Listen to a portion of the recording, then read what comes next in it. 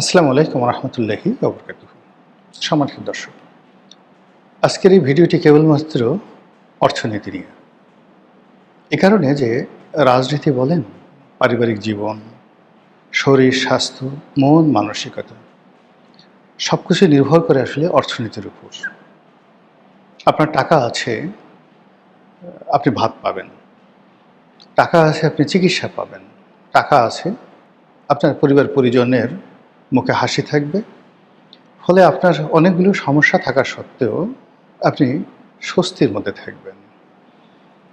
কিন্তু আপনার পকেটে টাকা নেই, শরীর ভরা শক্তি, ঘরে সুন্দর স্ত্রী, সন্তান সন্ততি সফল, সুস্থ, কিন্তু ঘরে চাল ডাল আটা আমাদের কিছু নেই। দেনার দায়ে আপনি জর্জরিত। ফলে এই পৃথিবীর সকল সুখ সম্পদ আপনার কাছে মুহূর্তের মধ্যে জাহান্নামে পরিণত হবে। এবং এভাবে অনেক আপাত দৃষ্টিতে সুন্দরতম মানুষ, যাদের পরিবার আছে, ঘর আছে, সংসার আছে, শিক্ষা আছে, দীক্ষা আছে, কেবলমাত্র আর্থিক দৈন্যতার কারণে যে হতাশা, সে হতাশায় অনেক মানুষ আত্মহত্যা করে। অনেক মানুষ নিজের সন্তানকে বিক্রি করে দেয়, নিজের কন্যাকে বিক্রি করে দেয়, নিজের স্ত্রীকে অন্যের শয্যার সঙ্গী করে তারপরে যে টাকা উপার্জন হয়, সে উপার্জন দিয়ে নিজের চাহিদা মেটায়। বহু নারী রয়েছে ইতিহাসে, অসম্ভব সুন্দরী, বিকৃত অভাবের তাড়নায় বিকৃত রুচির পুরুষের কাছে গিয়েছে। পুরুষ তার সঙ্গে যৌন সঙ্গম করেনি, বলেছে তোমার মাথার সব চুল ফেলে দিতে হবে। নারী টাকার জন্য নিজের মাথার চুল ফেলে দিয়েছে। তো এই অর্থনীতি, সেই অর্থনীতি এখন আমার জানা মতে স্বাধীনতার পরে এই বাংলায় প্রথম সবচেয়ে বড় মহাসংকটে পড়ে গেছে। সংকটের জন্য কে দায়ী? অনেকেই দায়ী। আপনিও দায়ী, আমরাও দায়ী। শেখ হাসিনা দায়ী, বিএনপি দায়ী, তারেক জিয়া দায়ী, বেগম জিয়া দায়ী। কে না দায়ী? সবার হাতে মোর অর লেস আমাদের এই অর্থনীতিটি ধ্বংস হয়েছে। কারণ কি? প্রথম কারণ হলো যে আমাদের দ্বারা রাজনীতিবিদ, তারা বেশিরভাগ মানুষই অভাবগ্রস্ত। বেশিরভাগ মানুষই নিম্নবিত্ত দরিদ্র পরিবার থেকে আসছে। ভালো গাড়ি, ভালো বাড়ি, তারপরে ভোগ বিলাস, জামা কাপড় ইত্যাদির নানা লোভ লালসা, অপূর্ণ ইচ্ছা, আশা আকাঙ্ক্ষা রাজনীতিবিদদের মধ্যে থাকে। খুব অল্প সংখ্যক রাজনীতিবিদ আছেন যারা আব্দুল আল মিন্টু কিংবা সালাউদ্দিন কাদের চৌধুরী কিংবা সাবের হোসেন চৌধুরী বা অ্যাটলিস্ট আমি গোলাম মওলা রনি, আমাদের মতে পরিশ্রম করে অর্থ উপার্জন করেছে, সফল হয়েছে। জীবনের ভোগ বিলাসের যত রকম উপকরণ আছে পার্থিব, সবই নিজের উপার্জিত ধন সম্পদ দ্বারা তারা পূর্ণ করেছে। ফলে রাষ্ট্র ক্ষমতা পাওয়ার পর কখনই আমাদেরকে ক্ষমতার যে মোহ, সেই মোহ দ্বারা রাষ্ট্রের একটি পয়সা ক্ষতিগ্রস্ত হতে দেয়নি। কিন্তু ধরুন, যে মানুষটি ঢাকা শহরে একটা ফ্ল্যাট নেই, যার একটা ভালো গাড়ি নেই, ভালো কোনো জামা কাপড় নেই, কিন্তু সে যখন রাষ্ট্র ক্ষমতা পেয়ে যায়, তার একটা কলমের সিগনেচারে হাজার হাজার কোটি টাকার প্রকল্প পাশ হয়। সে সরকারি আমলা হোক, সেক্রেটারি হোক, কিংবা মন্ত্রী হন, এমপি হন, বা অন্য যে কোনো সাংবিধানিক পদে তারা থাকেন। তো তাদের মধ্যে যখন এই অভাব বোধ থাকে, 99.99% ক্ষেত্রে তারা দুর্নীতিগ্রস্ত হয়ে পড়েন। 2 নম্বর হলো যে আমাদের দেশের রাজনীতির মতো ব্যবসায়ীদের মধ্যে বিবর্তন খুব, যাকে বলে, দ্রুত হয়েছে। আমাদের দেশের, আমি এখন বলতে পারি যে অনেকগুলো কোম্পানি, যাদের কোম্পানিতে 30,000 40,000 লোক চাকরি করছে, যাদের এক একটা কোম্পানির ব্র্যান্ড ভ্যালু 5,000 6,000 কোটি টাকা হয়ে গেছে। বেশি দিন আগে না, 93 94 95 সালে আমি তাদেরকে এই ঢাকার শহরে বলতে গেলে অসহায়ের মতো হাঁটতে দেখেছি। এটা সাইকেলে চড়ার মতো অবস্থা তাদের ছিল না। আচ্ছা, এই লোকগুলো এত দ্রুত ধনী হলো কি করে? তারা এই যে আমলাতন্ত্র, দুর্নীতিবাজ আমলাতন্ত্র, রাজনীতিবিদ তাদেরকে ব্যবহার করে যে সুযোগ নিয়েছে, কখনো ব্যাংক থেকে লোন নিয়েছে, কখনো কোনো একটা এসআরও, কাস্টমসের এসআরও পরিবর্তন করেছে, কখনো প্রতিপক্ষকে শেষ করে দিয়ে নিজেরা একচেটিয়া ব্যবসা করার জন্য তারা একটা মনোপলি শুরু করেছে। তো এই যে ব্যবসায়ীরা যারা এইভাবে হয়েছে, তাদের আসলে টাকা ছাড়া আর কিছু নেই। এত মানে একজন বলছিলেন যে তিনি ধনীদের সঙ্গে চলেন না। এ কারণ হলো যাদের ধনসম্পদ আছে, টাকা পয়সা আছে, তাদের আসলে টাকা পয়সা ছাড়া আর কিচ্ছু নেই। এমনকি পোশাক আশাকও নেই। আমরা যে পোশাক আশাক দেখি ওটা বাহ্যিক, কিন্তু যে কারণে মানুষ পোশাক আশাক পরে নিজের লজ্জা স্থানকে ঢেকে রাখার জন্য, নিজেকে ঢেকে রাখার জন্য, অভিজাত দেখানোর জন্য, সে যে একটা মানুষ সেটা দেখার জন্য। কিন্তু আপনি অনেক ধনীকে দেখবেন তার মনের মধ্যে পশুত্ব রয়েছে। পশুদের যে উলঙ্গপনা, তার চেয়ে উলঙ্গপনা রয়েছে অনেক ধনীদের ব্যক্তিগত জীবনে। এই জন্য অনেক জ্ঞানী গুণী লোক ধনীদেরকে পছন্দ করেন না। তা আমাদের দেশের ধনী ইংল্যান্ড আমেরিকা ধনীদের মধ্যে পার্থক্য হলো যে আমাদের ধনীরা জনকল্যাণে খুব অল্প লোক কাজ করেন।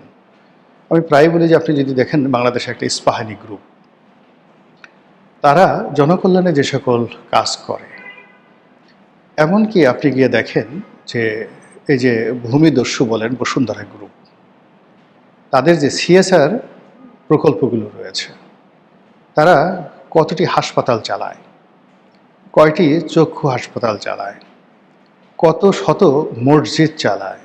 তাদের কোম্পানিতে 10,000 লোক শুধুমাত্র বসুন্ধরা গ্রুপের মধ্যে মানে কাজ করে, মানে যেখানে তাদের হেড অফিস কেন্দ্রিক ফ্যাক্টরিগুলো নয়। এই লোকদেরকে প্রতিদিন দুপুরে তারা বলতে গেলে নামকা অবস্থায় মাগনায় খাবার খাওয়ায়। তো এই যে কল্যাণমূলক কাজ, ফলে অনেক বদনাম থাকা সত্ত্বেও কিন্তু আল্লাহ তাদেরকে বরকত দেয়।